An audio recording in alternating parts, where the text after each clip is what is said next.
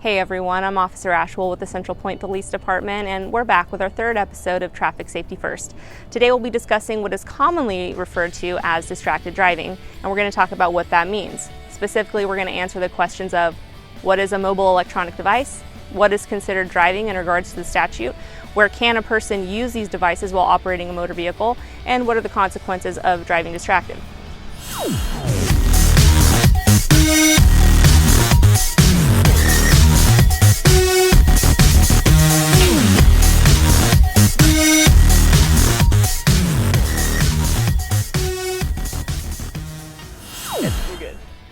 The information we're going to go over today relates to most drivers on the road. However, this is a long and complicated statute, so there are some exceptions we're not going to cover.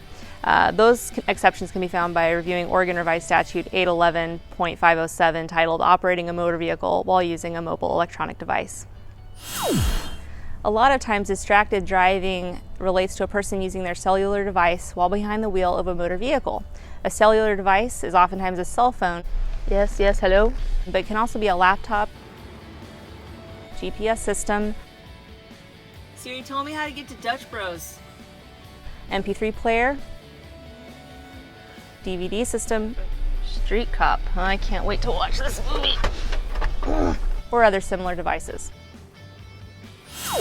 The related statute defines a mobile electronic device as a device capable of text messaging, voice communication, entertainment, navigation, accessing the internet, or producing electronic mail.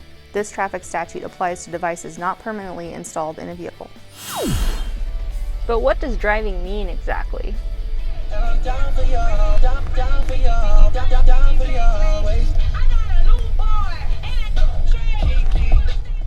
Okay, so we're all pretty aware of what driving means, but in technical terms, driving is operating a motor vehicle while on premises open to the public or while stationary at a traffic control device. It also applies to drivers who are stationary during other short delays, such as waiting for a pedestrian to cross the road or while being stuck in traffic. Basically, this means you can't use these devices even when you're stopped at a stoplight, and no sending quick text just because your vehicle isn't moving. So you might ask yourself, when can a person use these devices while behind the wheel of a running vehicle? As I mentioned earlier, there are a few exceptions to when it is acceptable, such as being a first responder using a mobile communication device while in the course of your official duties. But for the most part, a person can use these devices while behind the wheel when the vehicle is in a safe location where it is to remain stationary. You can do this by pulling off to the side of the road or be parking in a designated parking space.